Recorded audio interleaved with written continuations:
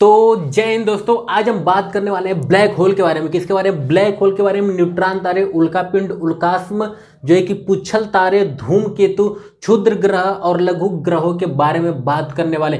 क्या होते हैं ये उल्कापिंड, क्या होते हैं धूमकेतु, क्या होता है जो है कि ब्लैक होल, ब्लैक होल किन चीजों से मिलकर के बना होता है, क्या होता है ब्लैक होल का निर्माण कैसे होता है, कितनी शक्ति होती है इसमें ब्लैक होल में कि जो है कि अपने जो है कि अक्ष से, जो है कि अपने कक्ष से किसी भी वस्तु का पलायन नहीं होने देती है, इसमें कितनी शक्ति है इसके बारे में हम जानते हैं। तो चलिए सबसे पहले हम बात करते हैं न्यूट्रॉन तारा के बारे में। किसके बारे में बात करते हैं? सबसे पहले हमारा हो गया न्यूट्रॉन तारा। अब देखिए ये है हमारा न्यूट्रॉन तारा, क्या लिखा हुआ है?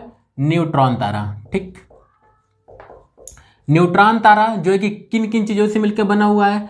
एक तो हो गया जो है कि शब्द किन किन चीजों से, न्यूट्रॉन और तारा। क्या हो गया? न्यूट्रॉन धन तारा। क्या हो गया? न्यूट्रॉन तारा। यानी कि जाहिर सी बात है ये तारे जो है कि किससे बने के मिलके बने होंगे? न्यूट्रॉन से बने होंगे। अरे वही जो है कि फंडामेंटल जो है कि पार्टिकल्स कहलाते हैं, जो है कि फंडामेंटल पार्टिकल जो है कि जिनको हिंदी में बोलते हैं मूल कण, जिनको बोलते हैं, क्या बोलते हैं? मूल कण जिनको बोलते हैं, यही न्यूट्रॉन हो गया। न्यूट्रॉन प्लस तारा क्या हो गया? न्यूट्रॉन तारा। अब देखिए न्यूट्रॉन तारे बनते कैसे हैं? मैंने आप लोग की सूर्य की उत्पत्ति और उसके विकास के बारे में बताया था, यानी तारों का जन्म और विकास पढ़ाया था आप लोग, उसमें आप लोगों को मैं न्यूट्रॉन तारा बताया था। तो देखिए होता क्या है, जो है कि सूर्य जो है कि जन्म लेता है, क्या होता है? स्टेलर नेबुला के जो है कि बादलों जो होते हैं, जो है कि हाइड्रोजन के जो बादल होते हैं, जिनको स्टेलर नेबुला बोलते हैं, वो संघनित होकर के और क्या बोलते हैं, जो कि भ्रूण तारा का रूप लेते हैं। और भ्रूण तारा संघनित होकर के क्या बोलते हैं? भ्रूण तारा संघनित होकर के जो है कि नाभिकीय संलयन, यानी जो है कि न्यूक्लियर फ्यूजन स्टार्ट करते हैं, जिसके कारण वहां से नाभिकीय संलयन के द्वारा जो है कि प्रकाश उत्सर्जित होता है, यानी कि ऊर्जा का जो है कि वहां उत्सर्जन होता है और उसके फलस्वरूप जो है कि पूर्ण तारे के रूप में परिवर्तन होते हैं। क्या होते हैं? पूर्ण तारा के रूप में परिवर्तन होता है, जो कि आज हमारा सूर्य है। और वहां से जो है कि धीरे धीरे इनका कलर चेंज होते जाता है, नाभिकीय संलयन धीरे धीरे खत्म होती रहती है और एक समय ऐसा होता है कि पूरा का पूरा हाइड्रोजन हीलियम में बदल जाने के कारण नाभिकीय संलयन रुक जाता है और वह तारा जो है कि मित्र की अवस्था में धीरे धीरे जाने लगता है। और जिस समय सबसे कम जो है कि तापमान हो जाता है, तो वो जो है कि रेड जाइन के रूप में परिवर्तन हो जाता है। क्या होता है? रेड जाइन, यानी कि रक्त दानव तारा के रूप में। क्या होता है? रक्त दानव तारा के रूप में। और उसी रक्त दानव तारा में जो है कि सुपरनोवा विस्फोट होता है। क्या होता है? सुपरनोवा विस्फोट होता है और सुपरनोवा विस्फोट के फलस्वरूप न्यूट्रॉन तारों का जन्म होता है। तो हम बात करने वाले न्यूट्रॉन तारे, सारे जो है कि रेड जाइन जो तारे होते हैं, उनका जो है कि विस्फोट होने के बाद न्यूट्रॉन तारे नहीं बनते। न्यूट्रॉन तारे वही तारे बनते हैं जो सूर्य के द्रव्यमान से अधिक होते हैं, सूर्य के द्रव्यमान से लगभग 3 गुना अधिक होते हैं। तो कुछ जो है कि तारे न्यूट्रॉन तारे में परिवर्तित होते हैं, जो 3 गुना तक अधिक होते हैं। जो है कि न्यूट्रॉन जो है कि जो रेड जाइन, यानी जो मित्र जो तारा जो है कि रेड जाइन में बदल जाता है, वो तारा जो है कि अगर सूर्य के द्रव्यमान से, यानी कि 3 गुने से अधिक जिसका जो है कि द्रव्यमान होगा, वो तो 100% जो है कि न्यूट्रॉन तारे में परिवर्तित हो जाते हैं। तो देखिए तो होता क्या है, सबसे पहले हम स्टार्ट करते हैं रेड जाइन के पॉइंट से हम स्टार्ट करते हैं। क्या होता है रेड जाइन? ठीक, अगर रेड जाइन की पहले की कहानी आप लोगों को जानना है तो सीधे आप लोग चले जाइए तारों के जन्म एवं विकास में। कहाँ पे? तारों के जन्म एवं विकास के टॉपिक पे चले जाइए, वहां पे बिल्कुल आप लोगों को क्लियर सारी चीजें बताई गई है। तो अब यहाँ पर हो गया हमारा रेड जाइन से हम सीधे स्टार्ट करते हैं। तो होता है कि रेड जाइन में एक विस्फोट होता है, उस विस्फोट का क्या नाम है? सुपरनोवा विस्फोट। ठीक, सुपरनोवा विस्फोट। अब देखिएगा इस सुपरनोवा विस्फोट के बाद होता है क्या? सुपरनोवा विस्फोट होता है तो विस्फोट के कारण इसके जो है कि मलबे जो होते हैं अंतरिक्ष में इधर उधर बिखर जाते हैं। अब बिखरने के बाद क्या होता है, जब इसके मलबे बिखर जाते हैं तो इसका जो आंतरिक भाग होता है वो क्या होता है? जो आंतरिक भाग मैंने बताया था कि वो जो है कि वो ठोस होते हैं। क्या होते हैं? आंतरिक भाग काफी ठोस होते हैं, जिसकी वजह से ये टूटता नहीं है, बिखरता नहीं है। ये क्या होता है? इसका सुपरनोवा विस्फोट होने के बाद रेड जाइन का जो है कि आंतरिक भाग क्या होता है? आंतरिक भाग। अब देखिए जो इसका आंतरिक भाग होगा, किन तारों का आंतरिक भाग? जिनका द्रव्यमान सूर्य के द्रव्यमान से 3 गुने से अधिक होगा या 3 गुने तक होगा, उसका जो आंतरिक भाग होगा, क्या होगा? उसका जो आंतरिक भाग होगा वो किससे मिलकर के बना होगा? न्यूट्रॉन से मिलकर के बना होगा। जो 3 गुना से अधिक होगा वो तो 100% न्यूट्रॉन तारों में बदलेगा, यानी कि उसका जो आंतरिक भाग होता है वो सिर्फ और सिर्फ न्यूट्रॉन से मिलकर के बना होता है। किससे मिलकर के बना होता है? न्यूट्रॉन से मिलकर के बना होता है। और होता क्या है इसमें, सुपरनोवा विस्फोट के बाद इसके जो न्यूट्रॉन होते हैं वो एक्टिव हो जाते हैं। क्या होते हैं, न्यूट्रॉन जो होते हैं एक्टिव हो जाते हैं। और एक्टिव हो जाने के बाद क्या करते हैं, ये घूमने लगते हैं। क्या करते हैं, घूमने लगते हैं। और जब ये घूमने लगते हैं, ये लगभग एक्टिव होने के बाद 1 सेकंड में क्या होते हैं, 1 सेकंड में लगभग अपने धुरी पे जो है कि 30 बार घूर्णन करते हैं। कितनी बार, 30 बार। कितने सेकंड में, 1 सेकंड में 30 बार ये घूर्णन करते हैं। और इसके साथ साथ का क्या होता है, जो है कि न्यूट्रॉन तारे जो है कि बन जाते हैं, यानी न्यूट्रॉन जो उनका एक्टिव हो जाता है, जिसकी वजह से ये अपने धुरे पे बहुत तेजी से घूमने लगते हैं। क्या करते हैं, घूमने लगते हैं। यानी जो इनका न्यूट्रॉन चक्कर काटता है, जिसके फलस्वरूप इसमें ऊर्जा उत्सर्जित हो जाती है। और होती क्या है, ये 1 सेकंड में अपनी धुरी पे 30 बार घूमने लगती है। क्या करती है, 30 बार घूमने लगती है। और धीरे धीरे क्या होता है, धीरे धीरे ये अपनी द्रव्यमान को क्या करते हैं, ये अपनी द्रव्यमान को एक बिंदु पे संकेंद्रित करने लगते हैं। क्या करते हैं, अपने द्रव्यमान को एक ही जगह इकट्ठा करने लगते हैं। यानी कि ये खुद के द्रव्यमान को अपने अंदर समाहित कर लेते हैं। क्या कर लेते हैं, खुद के द्रव्यमान को अपने अंदर समाहित कर लेते हैं, संघनित कर लेते हैं, संकेंद्रित कर लेते हैं। जिसके परिणाम स्वरूप ये होता है कि ये बहुत ही ठोस हो जाता है। क्या होता है, बहुत ज्यादा ठोस हो जाता है। यानी कि ये क्या कहने लगता है, न्यूट्रॉन जब एक्टिव हो जाता है तो क्या कहने लगता है, न्यूट्रॉन तारा। क्या हो जाता है, न्यूट्रॉन तारा। ठीक, क्योंकि ये बिल्कुल पूर्ण रूप से जो है कि न्यूट्रॉन से मिलकर के बना होता है, ये हो जाता है न्यूट्रॉन तारा। तो आप लोगों को समझ में आया कि सुपरनोवा विस्फोट के बाद जो है कि न्यूट्रॉन तारा कैसे बनता है। इस न्यूट्रॉन तारे में न्यूट्रॉन एक्टिव हो जाने के कारण ये अपनी धुरी पे यानी कि 1 सेकंड में 30 बार लगभग घूर्णन करने लगती है। जिसके वजह से होता क्या है, जिसके वजह से यहां से चुंबकीय तरंगे बाहर निकलती हैं। क्या होती हैं, चुंबकीय तरंगे। क्या होती हैं, चुंबकीय तरंगे बाहर निकलती हैं। और दूसरा क्या कार्य करते हैं, ये अपने द्रव्यमान को केंद्र में क्या कर देते हैं, संकेंद्रित कर देते हैं। क्या करते हैं, संकेंद्रित कर देते हैं। द्रव्यमान को केंद्र में जो है कि संकेंद्रित कर देते हैं। जिसके परिणाम स्वरूप ये निकलता है कि ये बहुत छोटे हो जाते हैं। क्या हो जाते हैं, बहुत छोटे हो जाते हैं। लेकिन ये द्रव्यमान इनका बढ़ जाता है। क्या होता है, द्रव्यमान इनका बढ़ जाता है, क्योंकि ये अपने ही तारे का जो द्रव्यमान होता है, जो बाहरी हिस्सा होता है, वो अपने जो है कि केंद्र में संकेंद्रित कर लेते हैं। पूरा जो है कि एक ही जगह इकट्ठा कर लेते हैं। जिसके फलस्वरूप क्या होता है, न्यूट्रॉन तो एक्टिव इनका रहता ही रहता है। और ये क्या करते हैं, बहुत तेजी से ये घूमने लगते हैं। क्या होते हैं, बहुत तेजी से घूमने लगते हैं। जिसके फलस्वरूप यहां से चुंबकीय तरंगे बाहर निकलती हैं। क्या होती है, चुंबकीय तरंगे बाहर निकलती है। और ये इतना ज्यादा ठोस हो जाते हैं। क्या होते हैं, ठोस हो जाते हैं। जिसके कारण ये होता है कि ये ठोस हो जाने के कारण, ठीक, क्या हो गए, ठोस हो गए। अब ये इतना ज्यादा ठोस हो जाते हैं कि यहां से प्रकाश भी क्षण के बाहर नहीं निकल पाता है। ये प्रकाश आता है और प्रकाश को भी अपने अंदर ये सोख लेते हैं। कौन, ये न्यूट्रॉन तारे जो होते हैं प्रकाश को अपने अंदर सोख लेते हैं। क्या करते हैं, अपने अंदर सोख लेते हैं। और इसके घूमने के कारण इतनी आपात मात्रा में यहाँ पे क्या निकलता है, ग्रेविटेशनल फोर्स निकलता है। क्या निकलता है, ग्रेविटेशनल फोर्स, यानी कि गुरुत्वाकर्षण शक्ति इतनी ज्यादा इसके बढ़ जाती है कि इसके आसपास से कोई भी वस्तु नहीं गुजर सकता है। चाहे वो कितना बड़ा तारा भी क्यों ना हो, उसको भी अपने अंदर क्या कर लेते हैं, समाहित कर लेते हैं। और यहां से क्या हो रहा है, प्रकाश का जो है कि ना ही परावर्तन होता है, ना ही अपवर्तन होता है, ना ही यहाँ पे इसके प्रकाश का फैलाव होता है। ये सीधे के सीधे अपने अंदर इस प्रकाश को सोख लेते हैं। और सोखने की वजह से यहाँ का जो भी क्षेत्र होता है ये पूरा का पूरा काला दिखाई देने लगता है। क्यों, क्योंकि यहाँ से जो है कि प्रकाश ना ही परावर्तन हो रहा है, ना ही अपवर्तन हो रहा है, ना ही इसका फैलाव हो रहा है। तो जाहिर सी बात है, जहाँ प्रकाश पहुंचेगा नहीं वहाँ क्या हो जाएगा, अंधेरा छा जाएगा। और इसी अंधेरे क्षेत्र को ही हम बोलते हैं ब्लैक होल। क्या बोलते हैं, ब्लैक होल। अब आप लोग को बहुत ही अच्छी तरीके समझ में आ गया होगा कि ये ब्लैक होल का निर्माण कैसे होता है। ब्लैक होल का निर्माण न्यूट्रॉन तारे के बहुत तेजी से घूमने की वजह से जो है कि इनका ठोस पदार्थ क्या करता है, जो इनका ठोस जो आंतरिक भाग होता है ये सूर्य के प्रकाश को अपने अंदर जो है कि सोख लेता है, जिसके परिणाम स्वरूप ब्लैक होल का निर्माण होता है। क्या होता है? ब्लैक होल का निर्माण होता है। और मुझे उम्मीद है कि आप लोग इस चीज़ को समझ गए होंगे।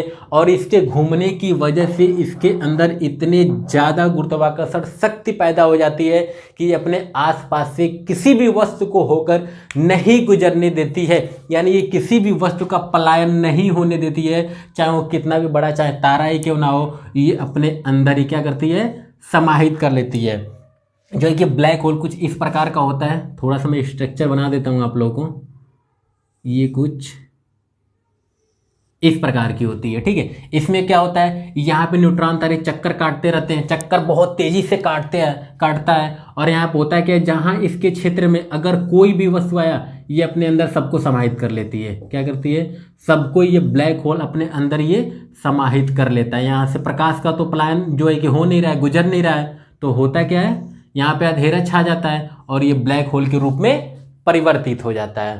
समझ में आया आप लोगों को कि ब्लैक होल का निर्माण कैसे होता है? क्लियर हुआ आप लोगों को? न्यूट्रॉन तारा कैसे बनता है? रेड जायंट के बाद, सुपरनोवा विस्फोट के बाद जो है कि क्या बनता है, न्यूट्रॉन तारा बन जाता है। न्यूट्रॉन तारे को जो है कि एक्टिव होने के बाद, जब न्यूट्रॉन जो है कि उनमें एक्टिव हो जाते हैं तो न्यूट्रॉन जो है कि घूमने लगते हैं। लगभग 1 सेकेंड में अपनी ही धुरी पे 30 बार घूर्णन करते हैं। और ये इतनी तेजी से, इतनी ज़्यादा तेजी के घूमने की वजह से इन न्यूट्रॉन तारों को जो है कि पल्सर तारा भी बोलते हैं। क्या बोलते हैं? पल्सर तारा कहते हैं। क्यों? क्योंकि ये बहुत तेजी से क्या करते हैं, घूर्णन करते हैं, जिसकी वजह से इन्हें पल्सर तारा भी कहते हैं। समझ में आया आप लोग को? क्लियर हो गया इतनी सारी चीजें? चलिए मैं इनको रफ करता हूं और आगे बढ़ते हैं।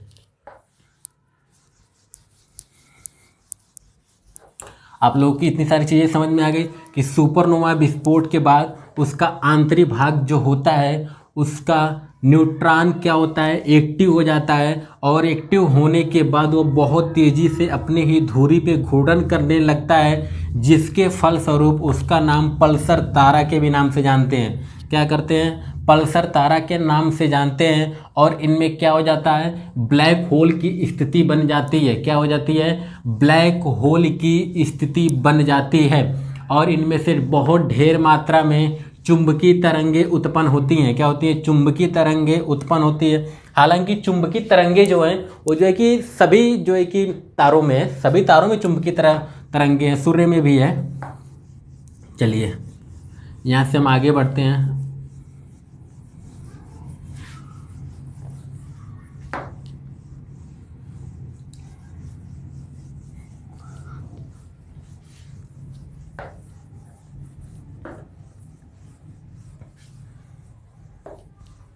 अब देखिए, अगर तारों की बात हो रही है यहाँ पे, तो हम एक और पॉइंट बात कर लेते हैं तारों से, जैसे कि तारामंडल। क्या हो गया?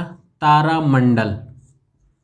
अब ये तारामंडल क्या होता है, इसके बारे में जान लेते हैं। ठीक, क्या हो गया? तारामंडल। अब देखिए, तारामंडल क्या हो गया? तारामंडल यानी कि तारा का वह समूह जो कि शीतल और सुंदर तारों का समूह हो। कैसा समूह? शीतल और सुंदर तारों के समूह को तारामंडल कहते हैं। ठीक है, देखिए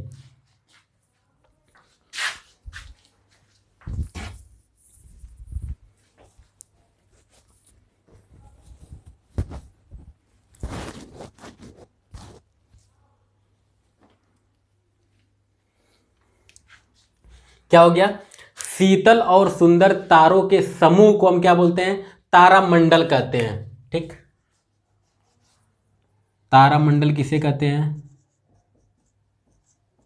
शीतल और सुंदर तारों का समूह।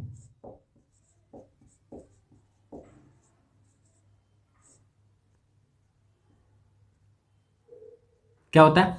तारामंडल कहलाता है। किसका समूह? शीतल और सुंदर तारों का जो समूह होता है वो तारामंडल कहलाता है। आप लोगों ने तारामंडल का नाम सुना होगा, जो है कि सप्तऋषि तारामंडल क्या होता है? सप्तऋषि तारामंडल। अब देखिए ये सप्तऋषि तारामंडल मैं आप लोगों को बता दे रहा हूं।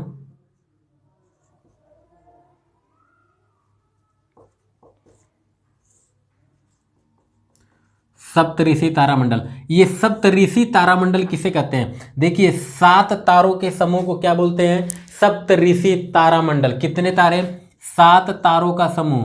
7 तारों का समूह क्या कहलाता है? सप्तऋषि तारामंडल। इसमें कितने तारों का समूह है? 7 तारों का समूह है। ठीक, उसे क्या बोलते हैं? सप्तऋषि तारामंडल। क्या बोलते हैं?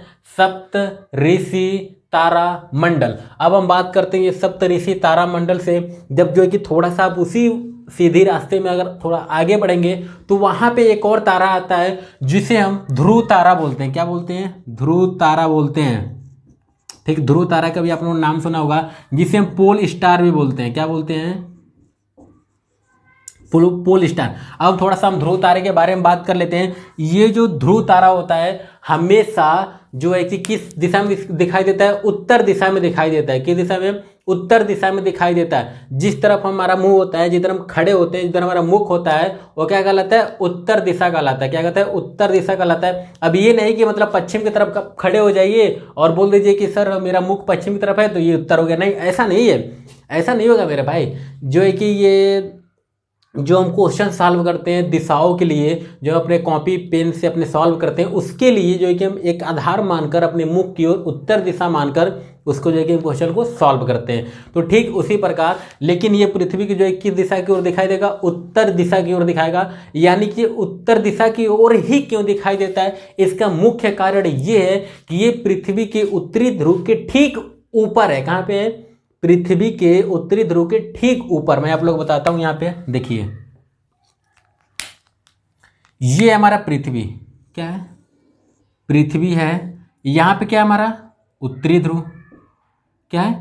उत्तरी ध्रुव। ठीक, और ये क्या है हमारा?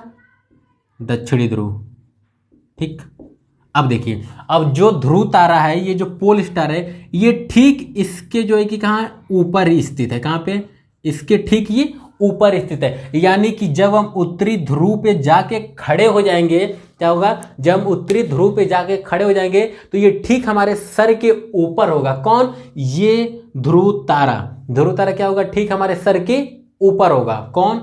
ये ध्रुव तारा। इसीलिए इसको हम क्या बोलते हैं? ध्रुव तारा बोलते हैं, क्योंकि ये उत्तरी ध्रुव के ठीक ऊपर है, इसलिए इसे ध्रुव तारा या फिर पोल स्टार के नाम से जानते हैं। क्लियर होगा? समझ में आया आप लोग? क्या? तारामंडल और क्या हो गया? ध्रुव तारा। ये जो सप्तऋषि तारामंडल है ये 7 तारों का समूह है। क्या है? 7 तारों का समूह है। और ये 7 जो तारों का नाम है ये जो है कि ऋषि मुनियों के नाम रखे गए हैं। किसके? ऋषि मुनियों के नाम रखे गए हैं। ऐसा कहा जाता है कि जो है कि ब्रह्मा जी के जो है कि कई सारे पुत्र थे, पता नहीं जो है कि 57 या 58 पुत्र थे, उसमें से 7 पुत्रों के नाम पर जो है कि ये तारा का नाम रखा गया है। जिनमें से जो है कि कुछ मुख्य जिनके इन ताराओं के मैं नाम ले लेता हूँ, जो नाम रखे गए उन ऋषियों के मुझे नाम पता है, इसलिए मैं आप लोगों को, हालांकि ये क्वेश्चन में पूछे या न पूछे उसकी बात अलग है, मुझे पता है तो मैं आप लोगों को बता दे रहा हूँ। जैसे कि ये 7 तारा हैं, तो जो है कि एक नाम है वरिष्ठ। क्या नाम है? वरिष्ठ। और क्या नाम है? और नाम है कण्व। तीसरा क्या नाम है? अग्नि। चौथा क्या नाम है? चौथा नाम है शौकन नाम है। क्या नाम है? शौकन नाम है। भरद्वाज नाम है। और क्या नाम है? छठवा 2 मुझे याद नहीं आ रहा है, मुझे याद था लेकिन वरिष्ठ उसके बाद से मुझे याद नहीं आ रहा है। ठीक है, अभी इतने सारे याद आ रहे हैं तो मैं आप लोग को बता दे रहा हूँ कौन कौन से। वरिष्ठ, कण्व, अग्नि, शौकन, भरद्वाज, इतने सारे थे। जो है कि ये इनका सीरीज नहीं है कि ये पहले नंबर पे होगा, ये दूसरे नंबर पे होगा, ऐसा नहीं है, ये यही सारे नाम है, ठीक है। तो इनके सातों ऋषि मुनियों के नाम पर इनके जो है कि तारा का नाम रखा गया। ये क्या कहला है? सप्तऋषि तारामंडल। क्या हो गया? सप्तऋषि तारामंडल हमारा हो गया। अब यहाँ पे हो गया हमारा ध्रुव तारा और पोल स्टार। ध्रुव तारा इसको क्या बोलते हैं? क्योंकि ये उत्तरी ध्रुव के ठीक ऊपर है, इसलिए इसे ध्रुव तारा कहते हैं। क्लियर हुआ? चलिए हम अपने अगले पॉइंट की तरफ आगे बढ़ते हैं।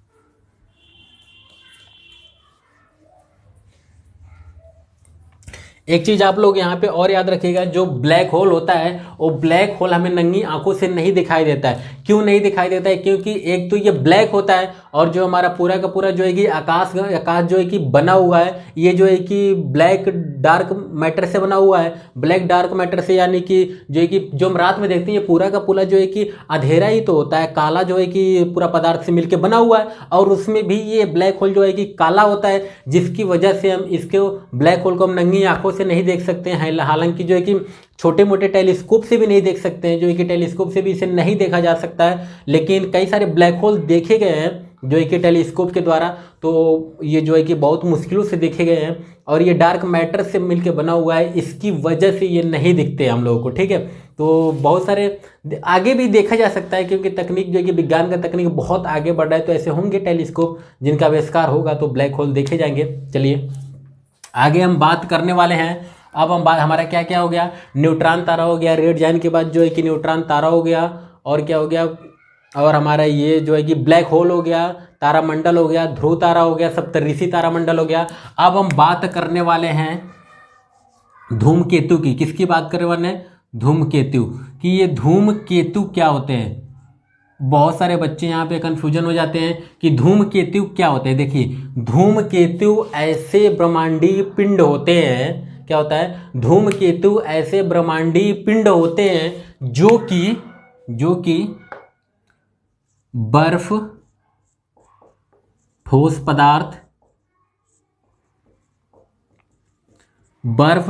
पदार्थ, जल के बादल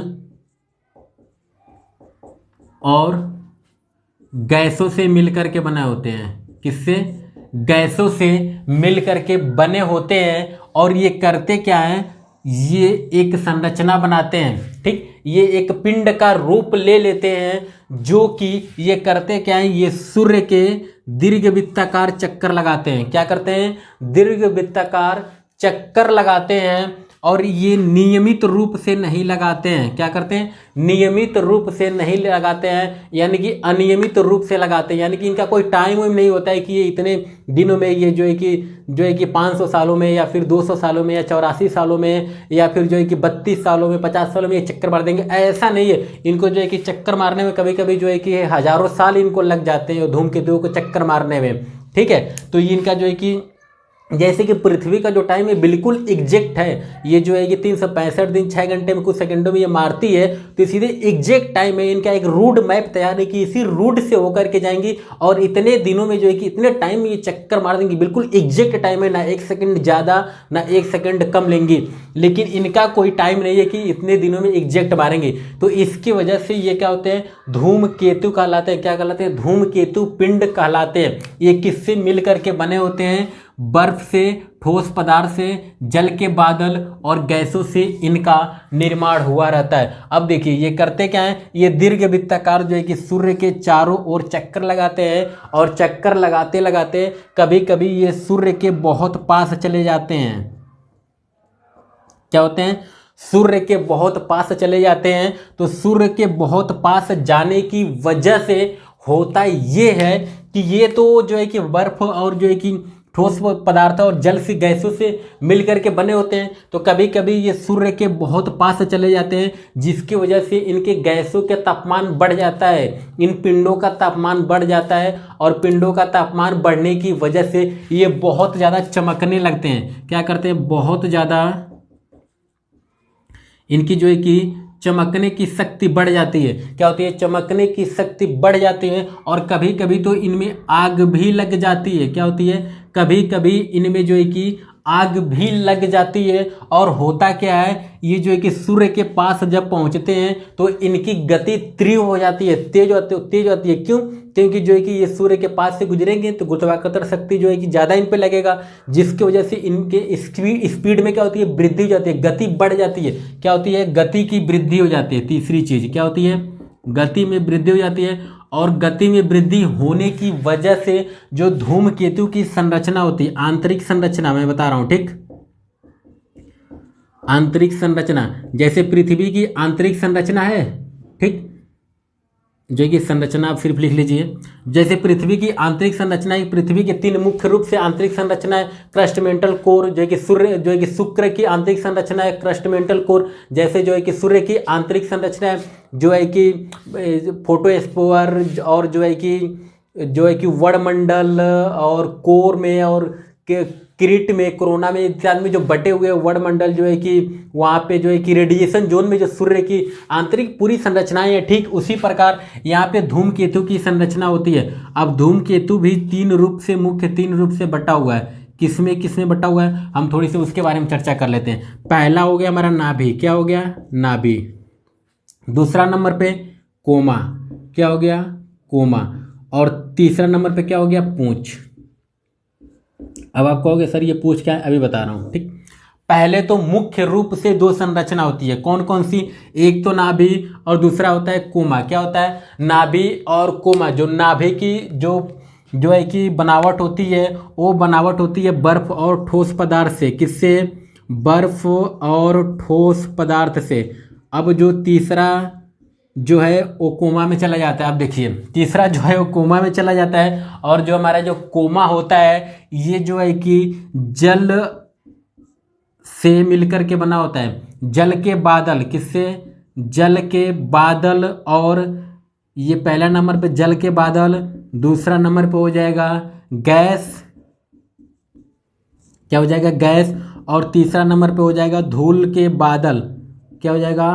धूल के बादल। इसमें एक चीज, एक लाइन और बढ़ा लीजिएगा, यहाँ पे धूल के बादल भी होते हैं। क्या होते हैं? धूल के बादल, ठीक, धूल के बादल और कण बहुत ज़्यादा इसमें पाए जाते हैं। किसमें? धूमकेतु में। और ये सारे अपने गुरुत्वाकर्षण शक्ति के कारण आपस में बंधे होते हैं, जिस कारण ये एक पिंड का रूप ले लेते हैं, जिसे हम धूमकेतु बोलते हैं। क्या कहते हैं? धूमकेतु बोलते हैं। और धूमकेतु की संरचना नाभि, कोमा और पूंछ में बटा हुआ है। नाभि किससे मिलकर बना हुआ है? बर्फ और ठोस पदार्थ से। इसका कोमा किससे मिलकर के बना हुआ है? जल के बादल, गैस और धूल के बादल होती है। ये जो गैसें होती हैं हिमानी गैसें होती हैं। क्या होती हैं? ये हिमानी गैसें होती हैं। अब देखिए जब ये सूर्य के बहुत नज़दीक आ जाते हैं, इनकी गति तेज होती है तापमान बढ़ने के कारण, तो होता क्या है? इन गैसों के फुहारे निकलने लगते हैं। क्या होते हैं? जब गैसों के फुहारे निकलने लगते हैं तो ये इनकी जो फुहारे होती है पूंछ जैसी संरचना बना लेती हैं। जैसे कि आप लोग देखिए, इसको मैं मिटा रहा हूं और यहीं बना के दिखा दे रहा हूं आप लोगों को, ठीक। ये देखिए होता क्या है, ये जैसे कि एक धूमकेतु है, ठीक, ये धूमकेतु है ऐसे, ठीक। ये जो है कि सूर्य के पास आ गया, नजदीक आ गया, होता क्या है, यहाँ से गैसों के फुहारे निकलने लगते हैं। क्या होते हैं? गैसों के फुहारे निकलने लगते हैं। और इनके फुहारे कभी कभी तो 1,00,000 किलोमीटर तक हो जाते हैं। क्या हो जाते हैं? कभी कभी 1,00,000 किलोमीटर तक हो जाते हैं, जिसकी वजह से ये पूंछ जैसी संरचना बना लेते हैं। क्या करते हैं? पूंछ जैसी संरचना बना लेते हैं। ये क्या होते हैं? गैस के फुहारे होते हैं। क्या होते हैं? गैस के फुहारे होते हैं। ये 1,00,000 किलोमीटर तक पूंछ जैसी संरचना बना लेते हैं अपनी, तो उन्हीं को क्या बोलते हैं? पूंछ बोलते हैं। और जिन धूमकेतुओं के पूंछ निकल जाते हैं उन्हीं तारों को बोलते हैं हम लोग, एक और तारा का नाम देते हैं जिसका नाम है पुच्छल तारा। क्या नाम है? पुच्छल तारा। इसी तारों को पुच्छल तारा का नाम देते हैं, ठीक। अब आप लोग कभी भी कंफ्यूजन ना होना कि पुच्छल तारा किसे कहते हैं? तो पुच्छल तारा किसे कहते हैं? जिन धूमकेतुओं के पूछ निकल जाते हैं, यानी गैस के फुहारों की वजह से पूछ जैसी आकृति बन जाती है, उनको क्या बोलते हैं हम लोग? पुच्छल तारा बोलते हैं। क्या बोलते हैं? पुच्छल तारा बोलते हैं। क्लियर हुआ आप लोगों को? समझ में आ रहा है इतनी सारी चीजें? ठीक, कुछ पुच्छल तारे जैसे मैं आप लोग को नाम बता दे रहा हूं, आप लोग याद कर लो। हैली पुच्छल तारा, क्या हो गया? हैली पुच्छल तारा। ठीक, हैली पुच्छल तारा। दूसरा मैं बता दे रहा हूं, हेल बॉप। क्या हो गया? हेल बॉप। ठीक, इन दो पुच्छल ताराओं का आप लोग नाम याद रखिएगा। हैली पुच्छल तारा, हैली पुच्छल तारा जो है वो पृथ्वी के निकट से 76 वर्षों में एक बार गुजरता है। कितने वर्षों में? हैली पुच्छल तारा 76 वर्षों में एक बार गुजरता है, जिसकी वजह से यह पृथ्वी से 76 वर्षों में एक बार दिखाई देता है। क्या होता है? 76 वर्षों में एक बार दिखाई देता है। कौन? हैली पुच्छल तारा। कौन हो गया? हैली पुच्छल तारा। जो पिछली बार दिखाई दिया था, ये दिखाई दिया था 1900, कब दिखाई दिया था? 1986 में दिखाई दिया था। कब दिया था? 1986 में दिखाई दिया था। और ये फिर जो है कि 76 साल बाद दिखाई देगा। तो 76 साल बाद जब ये दिखाई देगा तो ये दिखाई देगा 2062 में। कब दिखाई देगा? अब ये अगली बार 2062 में दिखाई देगा। हम लोग को विश्वास है कि हम लोग शायद 2062 तक जिंदा रहें और इस हैली पुच्छल तारा को देख लें। उम्मीद है कि देख सकते हैं। ठीक है, कब दिखाई देगा अगली बार? 2062 में ये दिखाई देगा। ठीक, तो हम लोग का क्या हो गया? धूमकेतु भी हो गया और क्या हो गया? पुच्छल तारे हो गए। यहाँ से दो चीजें हम लोग कंफर्म हुए। अब चलिए अगला चलते हैं, क्षुद्र ग्रहों की तरफ आगे बढ़ते हैं। ठीक, चलिए अब हम बात करते हैं क्षुद्र ग्रह की। क्षुद्र ग्रह किसे बोलते हैं? क्या होते हैं ये क्षुद्र ग्रह? ठीक है,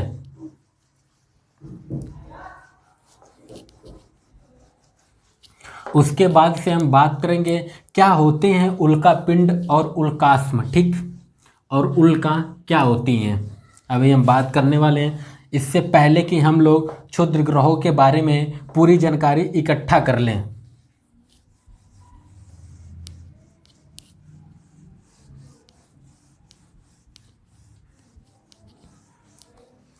देखिए क्या हो गया?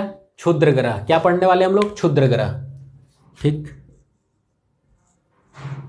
ये हो गया क्षुद्र ग्रह। अब देखिए ये क्षुद्र ग्रह क्या होते हैं? क्षुद्र ग्रह ऐसे आकाशीय पिंड होते हैं। क्या होते हैं? क्षुद्र ग्रह ऐसे आकाशीय पिंड होते हैं जो कि ग्रहों के विस्फोट के फलस्वरूप इनका निर्माण होता है। क्या होता है? पूछा जाए आप लोगों को कि क्षुद्र ग्रह का डिफिनेशन बताइए, तो अब क्या बताएंगे? तो देखिए सिंपल सा सेंटेंस बोलिए, क्षुद्र ग्रह ग्रहों के विस्फोट के फलस्वरूप इनका निर्माण होता है। अब ग्रहों में विस्फोट होगा तो जाहिर सी बात है, अगर विस्फोट होगा तो यहाँ से क्या निकलेंगे? यहाँ से इनकी जो है कि मलबे बाहर निकलेंगे। वही छोटे छोटे जो कण होते हैं वही क्या कहलाते हैं? क्षुद्र ग्रह कहलाते हैं। क्या कहलाते हैं? क्षुद्र ग्रह कहलाते हैं। जब मैंने आप लोगों को पढ़ाया था ग्रहों की उत्पत्ति के बारे में, तो आप लोग बताए तो ये जो सूर्य है, ठीक, सूर्य के बाद से क्या है? बुध ग्रह। क्या है? बुध ग्रह है। बुध ग्रह के बाद क्या है? बुध के बाद क्या है? शुक्र है। ठीक, शुक्र के बाद क्या है? पृथ्वी है। ठीक, पृथ्वी के बाद क्या है? मंगल है। ठीक, अब मंगल के बाद क्या है? यहाँ पे बृहस्पति है।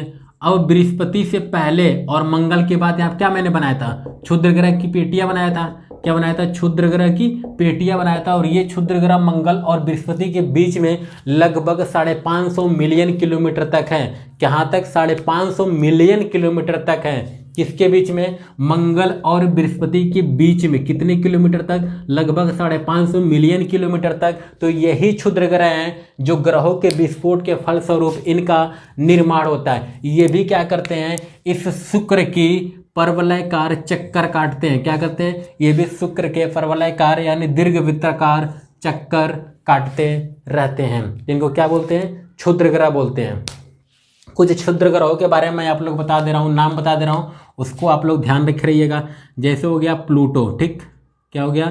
प्लूटो। दूसरा नंबर पे हो गया हमारा सेरस। क्या हो गया? सेरस। तीसरा नंबर पे आप लोग याद रखिएगा चिरान। क्या नाम याद रखना है? चिरान। ये 3 जो है कि प्रमुख क्षुद्र ग्रहों के बारे में बता दे रहा हूँ। कौन कौन से? एक तो हो गया हमारा प्लूटो, दूसरा हो गया सेरस और तीसरा हो गया चिरान। ठीक है, अब देखिए प्लूटो के बारे में अगर पूरी जानकारी चाहिए तो जो है कि पिछले लेक्चर में जाइए। किसमें? पिछले लेक्चर में जाइए, सौर मंडल में यानी सोलर सिस्टम में। थोड़ा सा मैं बता दे रहा हूँ इसके बारे में। प्लूटो को 2006 में, कब? 2006 में IAU की बैठक में इसको बाहर कर दिया गया था। कहाँ से बाहर कर दिया गया था? ग्रहों की श्रेणी से बाहर कर दिया गया था। क्यों? क्योंकि ये किसी ग्रह की चक्कर को जो है कि कक्षा को काट रहा था। कमेंट में बताइएगा कि कौन से ग्रह की कक्षा को ये काट रहा था, जिसकी वजह से प्लूटो को क्या कर दिया गया था? ग्रहों की श्रेणी से बाहर कर दिया गया था। अब देखिए ये बात करते हैं सेरस। अगर बात करते हैं हम सेरस की, तो सेरस सबसे चमकीले क्षुद्र ग्रहों में से एक है। कौन सा? सबसे चमकीले क्षुद्र ग्रहों में से एक है। कौन सा? सेरस। सेरस क्या है? सबसे चमकीले क्षुद्र ग्रहों में से एक है। और दूसरा याद रखिएगा चेरान। क्या नाम याद रखिएगा? चेरान। अब हम बात करते हैं कि मैं चेरान क्यों बताया आप लोगों को भाई। यहाँ पे बहुत महत्वपूर्ण चीज़ है ये दोनों वर्ड, एक तो सेरस और एक चेरान। ये मैंने आप लोगों को बताया क्यों? क्योंकि जब ये जो है कि IAU की बैठक हुई थी, किसकी? IAU की बैठक हुई थी, इसमें लगभग 2500 वैज्ञानिकों ने भाग लिया था। किसमें? IAU के बैठक में लगभग 2500 वैज्ञानिकों ने भाग लिया था। इसमें सेरस और चेरान को क्या किया गया था? ग्रहों की श्रेणी में शामिल करने के लिए प्रस्ताव रखा गया था। किसको किसको? सेरस और चेरान को 2006 में IAU की बैठक में सेरस और चेरान को ग्रहों की श्रेणी में रखने के लिए प्रस्ताव रखा गया था, लेकिन इसे अस्वीकृत कर दिया गया। क्या कर दिया गया? स्वीकार नहीं किया गया, यानी कि अस्वीकृत कर दिया गया। इस वजह से ये आज भी क्या है? क्षुद्र ग्रह है। क्या है? क्षुद्र ग्रह। क्यों? क्योंकि इनको ग्रहों की श्रेणी में नहीं शामिल किया गया है, तो ये आज भी क्षुद्र ग्रह बन के घूम रहे हैं। ठीक, अब आप लोग क्लियर चल गया कि क्षुद्र ग्रह क्या होते हैं। मुझे उम्मीद है कि आप लोग को क्षुद्र ग्रह के बारे में पता चल गया होगा। क्षुद्र ग्रहों का निर्माण कैसे होता है? ग्रहों के विस्फोट के फलस्वरूप क्षुद्र ग्रहों का निर्माण होता है। अब सीधे हम चलते हैं अपने उल्का के तरफ। किधर चलते हैं? उल्का पिंड, उल्का और उल्कास्म के बारे में बात करते हैं। ठीक, मैं इसको रफ कर देता हूँ, उसके बाद से हम पढ़ने वाले हैं उल्का के बारे में। ध्यान रखिएगा, उल्का अलग होता है और उल्का पिंड उल्कास्म अलग होता है। आई बात समझ में? अब उल्का किसे कहते हैं और उल्का पिंड किससे कहते हैं, इसके बारे में हम बात करने वाले हैं। देखिए उल्का पिंड होते क्या है? क्या हो गया? उल्का पिंड। अब देखिए ये उल्का पिंड, ये उल्का पिंडों की जो है कि बनावट होती है, ये बहुत सारे खनिज पदार्थों से मिल करके बने होते हैं। क्या होते हैं? बहुत सारे खनिज पदार्थों से मिल करके बने होते हैं। हालांकि इनकी आकृति थोड़ी छोटी होती है। क्या होती है? इनकी आकृति छोटी होती है, जिसकी वजह से ये बहुत तेज घूमते हैं। क्या करते हैं? बहुत तेज परिक्रमा करते हैं। और उल्का पिंड किसकी परिक्रमा करते हैं भाई अगर ये सौरमंडल में, तो जाहिर सी बात है सूर्य की ही परिक्रमा करेंगे। किसकी परिक्रमा करेंगे? सूर्य की परिक्रमा करेंगे। और ये लगभग इनके परिक्रमा की गति होती है, मैं आप लोगों को बता रहा हूं, जो इनकी परिक्रमा की गति होती है ये लगभग 12 किलोमीटर प्रति घंटे से लेकर के 72 किलोमीटर प्रति घंटे तक होती है, यानी 72 किलोमीटर प्रति आवर होती है। कहाँ से कहाँ तक? 12 किलोमीटर प्रति आवर से लेकर के 72 किलोमीटर प्रति आवर तक होती है। ये बहुत तेज गति में क्या करते हैं? इनकी जो गति होती है ये बहुत तेज होती है। क्या होती है? बहुत ज़्यादा तेज होती है। ठीक, अब देखिए उल्का पिंडों का जो है कि निर्माण जो बने होते हैं ये बहुत सारे खनिज पदार्थों से मिलकर के बने होते हैं, जो है कि उल्का पिंडों का अध्ययन करके अभी तक ये पता लगाया गया है कि ये अभी तक पता लगाया कि 52 खनिज पदार्थों का पता लगा दिया गया कि उल्का पिंड में 52 खनिज पदार्थ होते हैं। कितने? 52 खनिज पदार्थों का पता लगाया जा चुका है। इसमें कार्बन डाइऑक्साइड जो है कि कार्बन होते हैं, मैग्नीज होते हैं, मैग्नीशियम होते हैं, और भी जो है कि कई सारे जो है कि सिलिकेट पाए जाते हैं। इसमें बहुत सारे खनिज पदार्थ होते हैं। अभी तक इसमें 52 रासायनिक पदार्थों का पता लगाया गया है। कितने? 52 रासायनिक पदार्थों का पता लगाया गया है। और ये बहुत छोटे होते हैं, जिसकी वजह से यहाँ पे होता है क्या है, सूर्य की जो ग्रेविटेशनल फोर्स होती है, जो गुरुत्वाकर्षण शक्ति है, इन पे बहुत ज़्यादा इफेक्ट डालती है, जिसकी वजह से इनकी में क्या होती है, स्पीड बहुत ज़्यादा होती है। क्या होती है? स्पीड बहुत ज़्यादा होती है, जिसके परिणाम स्वरूप ये होता है कभी कभी तो ये जो है कि इतनी चक्कर से परिक्रमा करते करते पृथ्वी के वायुमंडल में यानी पृथ्वी के कक्ष में प्रवेश कर जाते हैं। क्या होते हैं? पृथ्वी के कक्ष में प्रवेश कर जाते हैं। यानी कि ये जब ऊपर रहेगा, आसमान में जब रहेगा, यहाँ पे मिस्टेक हो गया था। यहाँ पे आप लोग सिर्फ यहाँ नाम याद रखिएगा, उल्का। क्या नाम रखिएगा? उल्का याद रखिएगा। उल्का पिंड आप लोग को नहीं बोलना है, सिर्फ उल्का बोलना है, सिर्फ और सिर्फ उल्का। उल्का पिंड अभी नहीं बोलना, अभी बता रहा हूँ उल्का पिंड किसे कहते हैं। देखिए, जब ये आसमान में होंगे, इस अवस्था में होंगे यानी परिक्रमा कर रहे होंगे, तो ये क्या कहलाएंगे? उल्का कहलाएंगे। और जब ये पृथ्वी के कक्षा में प्रवेश करेंगे, तो पृथ्वी में कक्षा में प्रवेश करने की वजह से होगा क्या, ये पृथ्वी की कक्षा में धीरे धीरे पृथ्वी की ओर आने लगेंगे। क्या होगा? पृथ्वी की ओर आने लगेंगे। जब पृथ्वी की ओर आने लगेंगे तो इनमें घर्षण के कारण क्या होगा? घर्षण के कारण ये क्या हो जाएंगे? चमकने लगेंगे। क्या हो जाएंगे? चमकने लगेंगे। तो इनसे प्रकाश उत्सर्जित होने लगता है। क्या होता है? प्रकाश उत्सर्जित, यानी कि चमकते हुए दिखाई देते हैं। तो इन्हीं का नाम देते हैं हम लोग टूटता हुआ तारा। क्या बोलते हैं? टूटता हुआ तारा। जब उल्का घर्षण के कारण चमकने लगता है तो इनको बोलते हैं टूटता हुआ तारा। ठीक, तो आप लोग को ये भी पॉइंट मिल गया आप लोग कि टूटता हुआ तारा किसे बोलते हैं। अब देखिए, जब घर्षण के कारण चमकने लगता है, तो जब बहुत ज़्यादा घर्षण हो जाती है, यानी कि घर्षण कुछ ज़्यादा ही बढ़ जाती है, जिसके परिणाम स्वरूप ये होता है कि इसमें क्या हो जाता है? आग पकड़ लेता है। क्या हो जाता है? आग पकड़ लेता है। ठीक, घर्षण के कारण आप लोगों ने सुना है कि दो पत्थरों को घस करके, यानी घर्षण के कारण ही आग का आविष्कार कर दिया गया।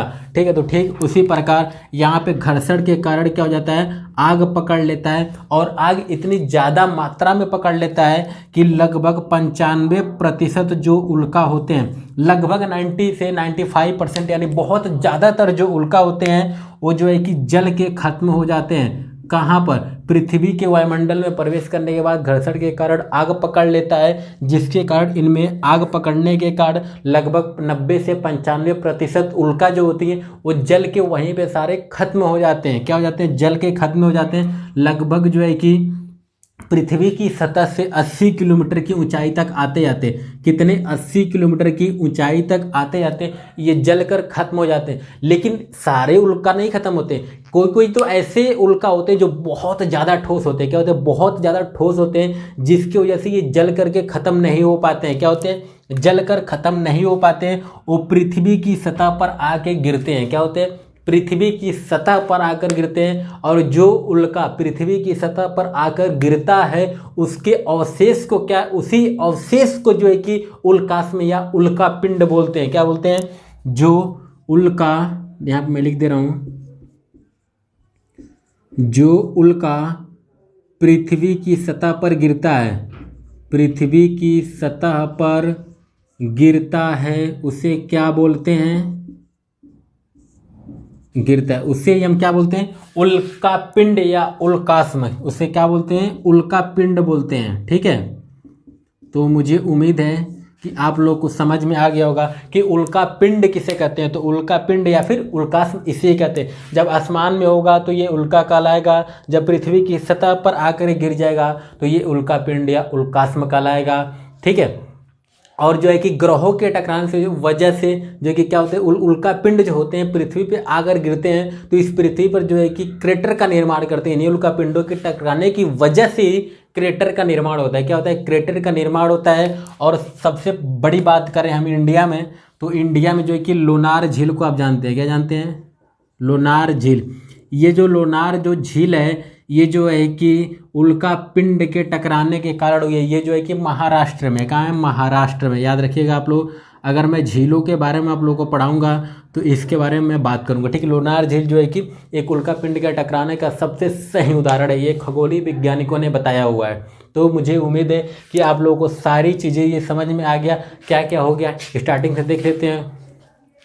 न्यूट्रॉन तारा हो गया, ब्लैक होल हो गया, और उसके बाद से क्या हो गया, तारामंडल हो गया, सप्तऋषि तारामंडल हो गया, उसके बाद से ध्रुव तारा हो गया, न्यूट्रॉन तारा हो गया, उसके बाद से हमारा धूमकेतु हो गया, और क्या हो गया जो है कि क्षुद्र ग्रह हो गया, पुच्छल तारे हो गए, अब यहाँ पे उल्का हो गया, उल्का पिंड हो गया, उल्कासम भी हो गया। ठीक, तो इतनी सारी चीज़ें आप लोगों की क्लियर हो गई, और इसी बात पे मैं अपने क्लास को ख़त्म करता हूँ, और नेक्स्ट टॉपिक हमारा बहुत जल्दी आएगा वर्ल्ड जियोग्राफी का। तो चलिए, वीडियो पूरा देखने के लिए आपको बहुत बहुत धन्यवाद, और आप लोगों से रिक्वेस्ट है कि आप लोग वीडियो को ज़्यादा से ज़्यादा शेयर कीजिए ताकि ज़्यादा से ज़्यादा लोगों तक पहुँच जाए। चलिए, वीडियो पूरा देखने के लिए धन्यवाद। Thank you so much.